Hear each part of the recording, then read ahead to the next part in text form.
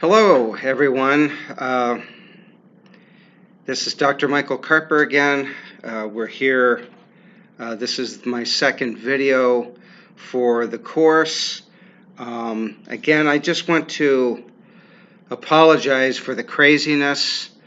It's kind of hard to teach like this at such a long distance. I'm so used to having students present with me, either in the class or online, but we're going to try our best, and we will get caught up here.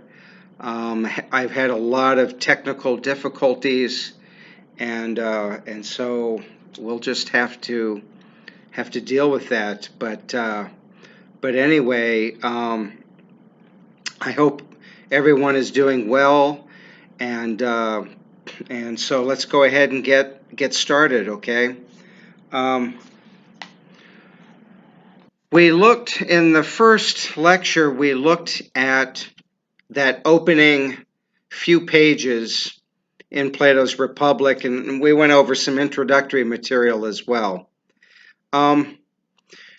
We found out that the setting is rather strange. The Athenians are celebrating a brand new religious festival, right?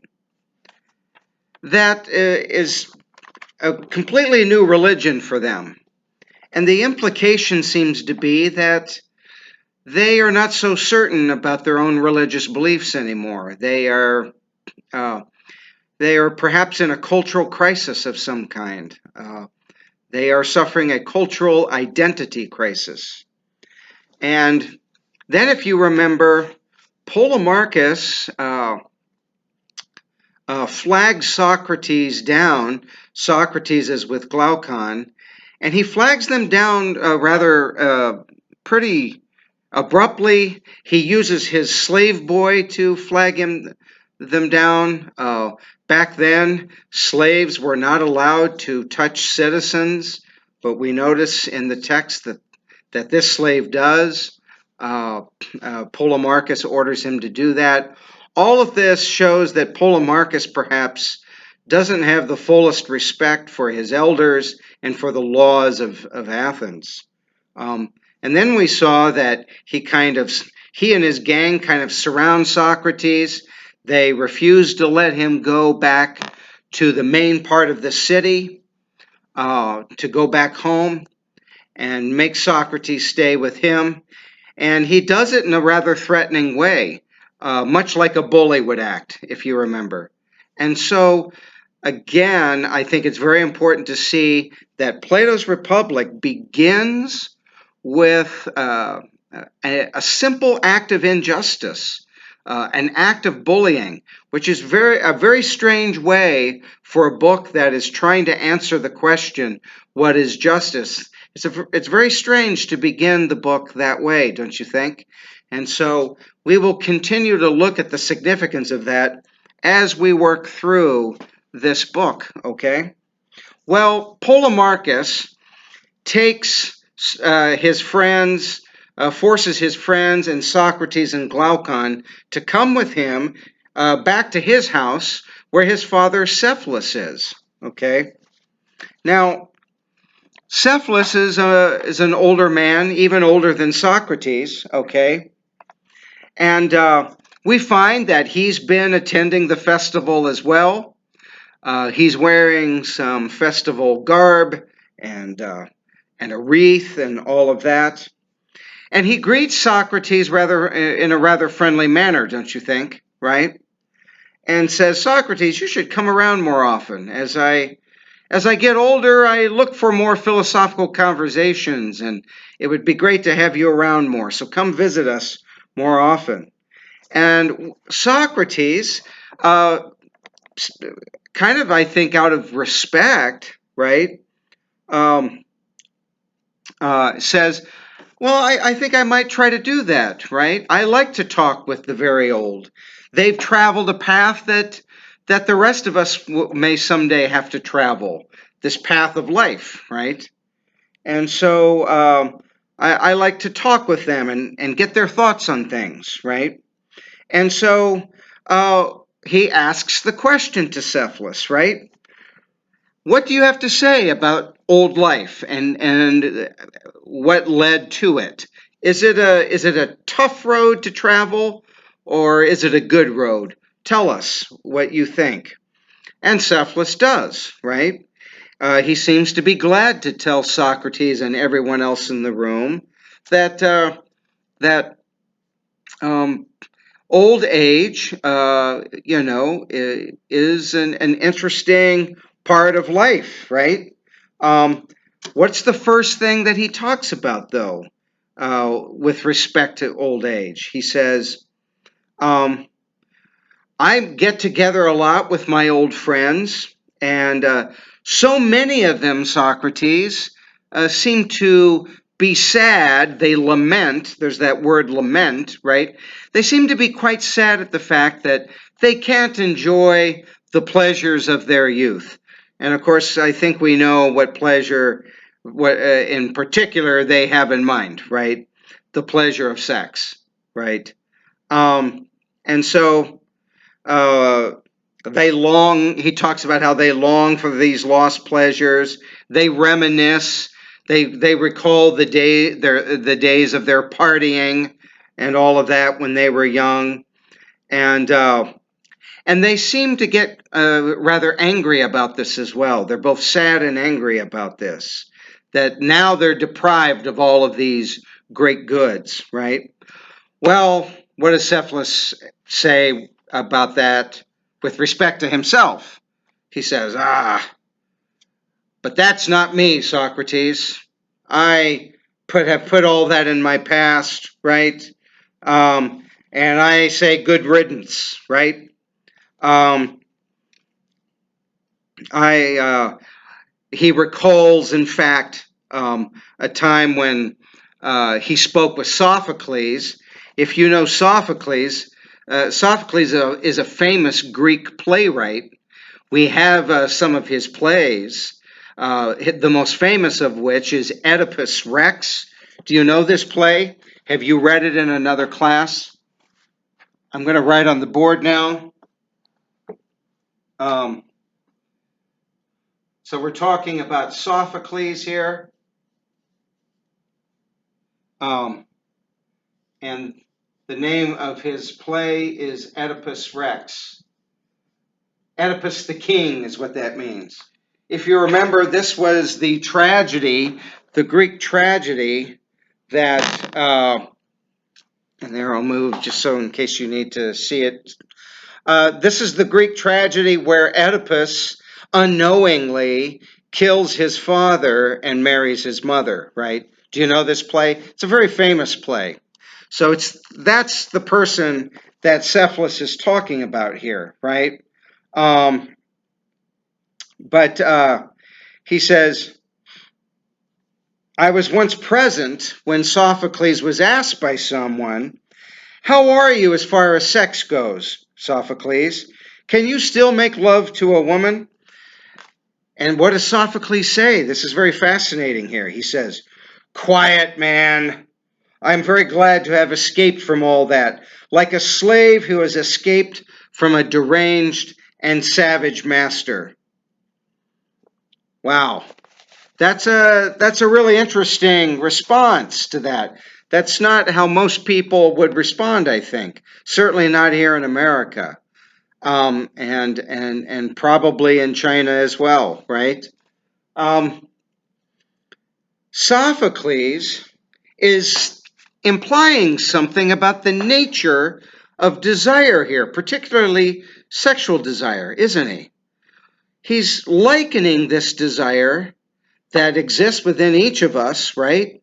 He's likening it to a deranged and savage master that treats us, the individual, as if we were a slave.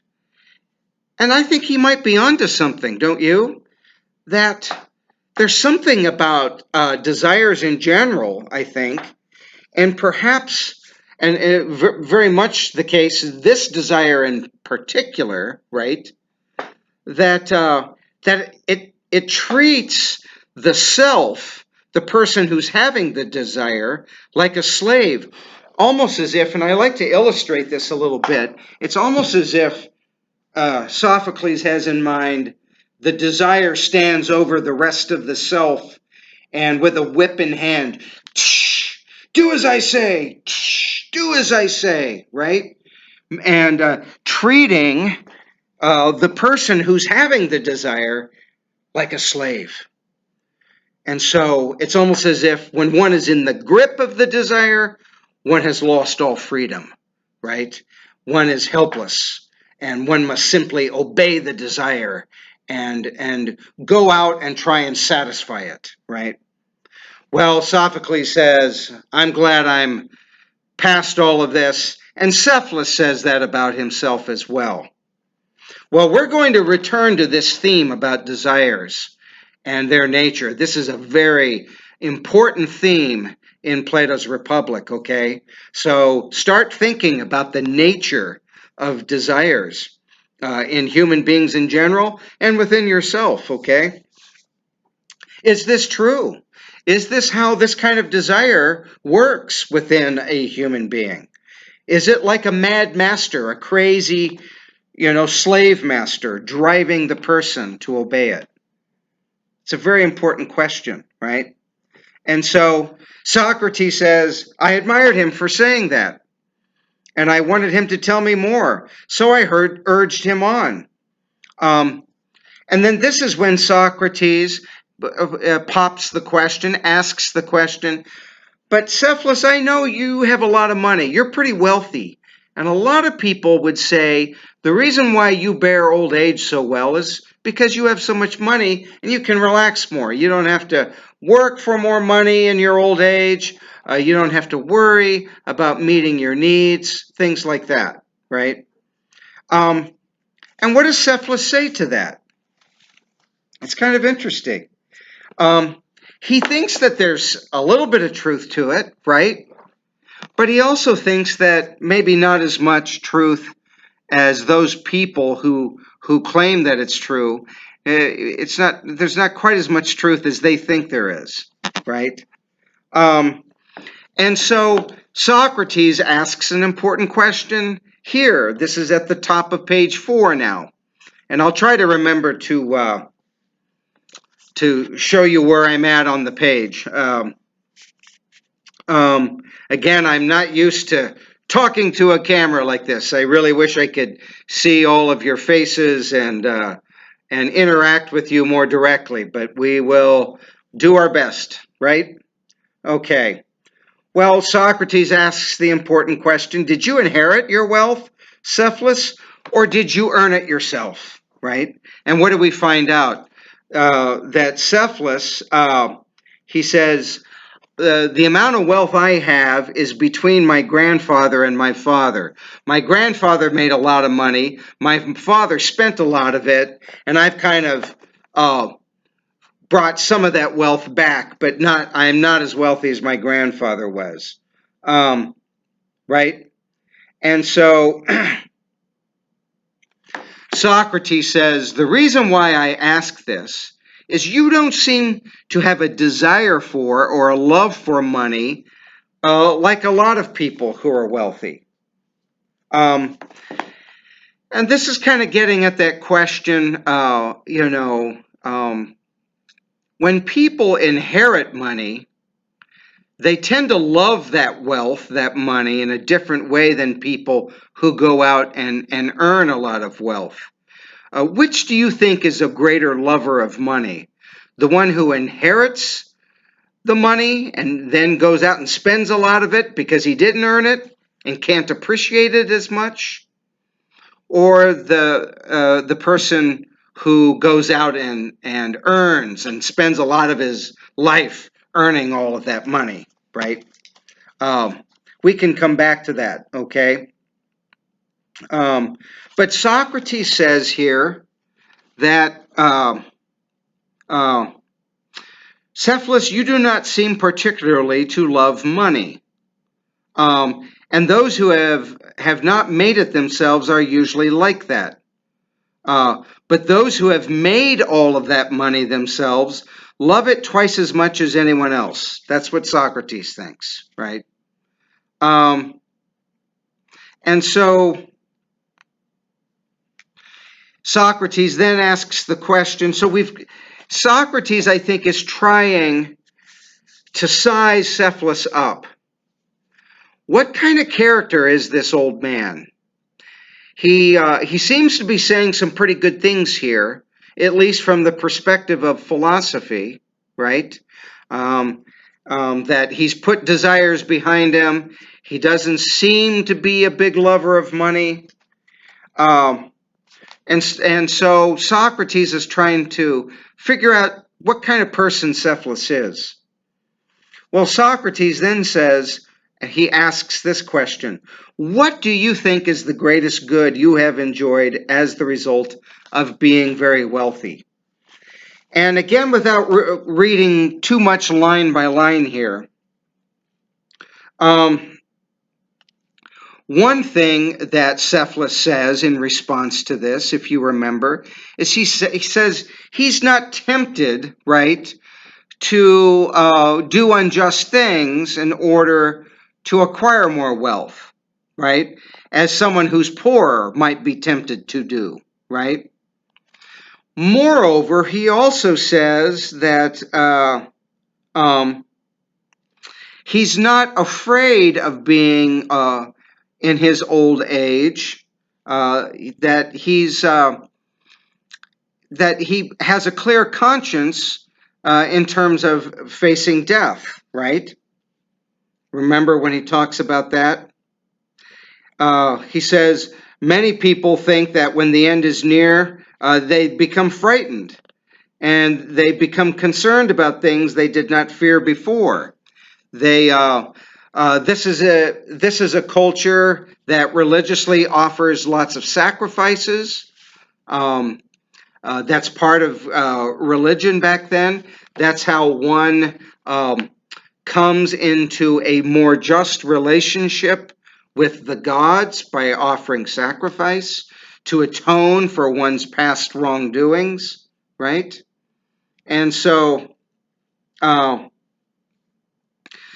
Cephalus says he doesn't worry about all of this kind of thing, right? And so he doesn't worry about the afterlife. He's not tempted to treat other people unjustly, right? And he says something at the top of page 5 that I think forces the conversation to go in a different direction. You probably noticed this, right? Cephalus says, not cheating someone even unintentionally, I'm at the top of page 5, letter B, not lying to him, not owing a sacrifice to some god or money to a person, and as a result departing for that other place, meaning the afterworld, right? In fear, the possession of wealth makes no small contribution to this. In other words, this is what wealth is important for. It helps keep one in a more just relationship and helps prepare one for the afterlife, right? Well, Socrates says, well, this is a fine response, right? But notice Socrates now really gets into the heart of the matter. He says, are you saying, though, Cephalus, that justice is nothing but simply speaking the truth and paying whatever debts one owes to others? Is that the true definition of justice, right? And Cephalus doesn't quite know how to respond to this, right? You can see that Socrates now wants to move the conversation into a more philosophical direction. He wants to start trying to define this thing called justice. That seems to be what is the real whole point of things, right? And so let's try and define what justice is. And so this is the first definition of justice that we encounter in Plato's Republic. Justice is, and you can write this down now in your notes, justice is telling the truth and paying one's debts. Justice is telling the truth and paying one's debts. Okay? And Socrates follows that up by asking, is it always the case that this is what justice is, or only sometimes the case, right? And he comes up with an interesting example, right? What if we're talking about a friend who has us hold in storage his weapons while he's gone, and then in some kind of enraged, angry state, he comes back to us, right, and demands those weapons back? Are we going to tell him the truth as to where the weapons are and give back these weapons, which are in fact his property, right? We owe these weapons to him. They're not our weapons, right? So that's the question here. And so if it's true that we should not return these weapons to someone who's in such an enraged state, then this cannot serve as the proper and true and full definition of justice, right? And it's at this point that Polemarchus, Cephalus' son, interrupts, right, and takes over for the conversation, takes over from his dad, right? And his dad says, well, that's all I really have to say. I'm going to head back to the festival. And it's kind of a comic moment, I think, kind of funny. And so in order to end this part of the lecture, of the discussion, let's notice three things about Cephalus here, shall we? Okay? Notice that Cephalus, remember when Cephalus said to Socrates when he first arrived, "Hey, Socrates, you should come around more often. As I get older, I want to have more philosophical conversations," right? Well, is that true about Cephalus? Is he telling the truth about himself there? Because the moment the conversation turns philosophical and Socrates starts questioning Cephalus, instead of just listening to him, Cephalus takes off. So I don't know if Cephalus is really telling the truth, right? Given that he takes off like this. I think that maybe the moment the conversation kind of turns against him, the fact that he takes off tells us that he's not really that interested in philosophy. And so that says something about his character, right? Moreover, we know that he's going back to the festival. And there are two things involved here that are important. Number one, the festivals back then, as we've already kind of indicated, involved a lot of drinking and partying and feasting and this sort of thing, and maybe even some other stuff, including engagements of a sexual nature. I'll just put it that way. The fact that Cephalus so quickly goes back to the festival may indicate that he's more under the slavery of the mad masters, those desires that he said he had overcome. He may be underneath their mastery more than he's willing to admit. Does that make some sense here? And finally, he says that his conscience is clear. Right? But another thing that happens at these festivals, and this is the significance now of the wreath that he's wearing around his head, we know, that tells us that he has been sacrificing to the gods. He may be going back to sacrifice some more to the gods. Cephalus says his conscience is clear. If that's the case, why is he sacrificing so much to the gods? And so that may indicate that Cephalus's moral character, his soul, is not in as good a order as he seems to indicate that it is, that he's trying to tell everyone that it is, okay? And so we know he goes off to the sacrifice. He may be in fear of death much more than he's willing to admit. Does that make sense? Okay. Well, that took a little longer than I thought it would. I'm sorry, this is a 25-minute video, but I hope now you're starting to get a sense of how this dialogue is working. The next video, we will start with the conversation between Socrates and Polemarchus.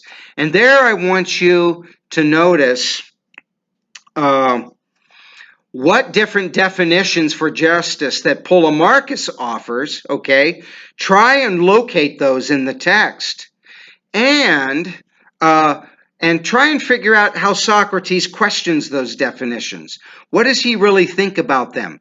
Are they good definitions for justice? Okay? So, until next time, I'll try and get that video out to you. I know we've got some catching up to do. I'm so sorry, folks. And again, I wish I could see all of you and talk with you. I'm sure you have many amazing things to say and thoughts that you have about this material, but we will do our best, okay? And so look for my next video on Polemarchus and his definitions of justice. Try and locate those definitions and see how Socrates is critiquing them, okay? And we will continue on from there. And then after that, we will look at the rather lengthy discussion between Socrates and Thrasymachus. Okay? All right. Thank you very much. And until next time, good luck. And if you have any questions, of course, please email me and I will get to them. Okay? And I will maybe also try and type up some things at some point here as well. But I hope these lectures are helping. All right. Thank you. Goodbye. See you next time.